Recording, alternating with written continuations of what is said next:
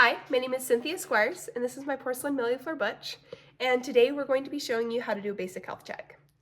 So the first thing you want to check is we're going to go from beak to tail. So the first thing that I always check is the beak.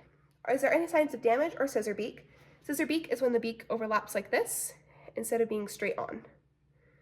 Like this compared to straight on. You'd also be checking for any chips in the beak. Both of these can cause malnutrition, which is not preferred.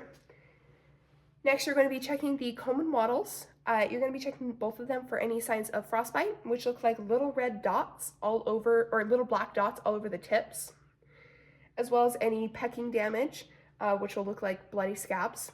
He does have some, so I can kind of show you that right there and right there. He has not actually survived a winter on his own.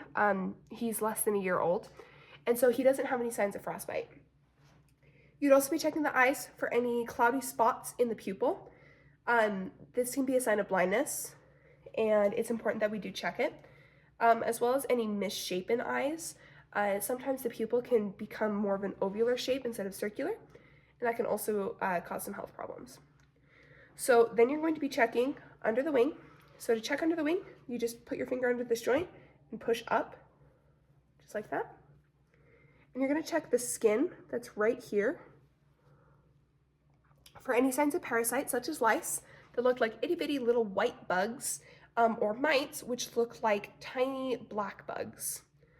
And that's the easiest way, is to check just under the wings. And then you can do the same to the other side. Just check under the wings right here in the skinned area. Okay, now the next part is a little bit more difficult, but we're going to check the preening gland. So how to do this is you're going to, most of your chickens will have like these long feathers. These are called tail feathers. And they'll have these shorter feathers, okay? So what you're gonna do is you're gonna karate chop the tail.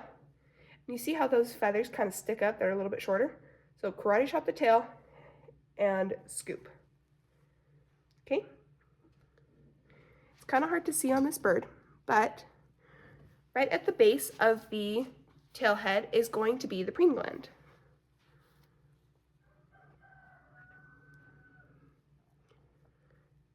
And here it is right there. It will look like a little bit of a zit on the back, and it'll oftentimes be very oily. So the easiest way to find this again is karate chop, and then right where those feathers come up, you're just gonna scoop them forward. The preening gland is what they reach into to be able to move their beak throughout the feathers and clean their feathers as well as put oil on them. In that area, it's like one of the most common areas to find lice, because it's a warm, dark environment. Another way you can tell if a bird has parasites is by checking the legs. You can check how scaly the legs are, and if they're extremely scaly, like to the point where you can pull off scales, kind of like how it is on the top of this foot. As you can see right there. That can be a sign of mites, but it's not a guarantee. Sometimes their skin is just dry.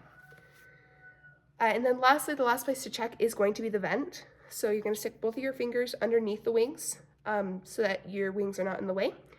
And then you're just going to karate chop the tail upwards. And this is the vent right here. This is where it's the urogenital opening. And oftentimes in this area, because it is moist and has a lot of bacteria in it, lice like to thrive in it. That's all the places that I would look for any signs of parasites, as well as any damage to the bird. Thank you.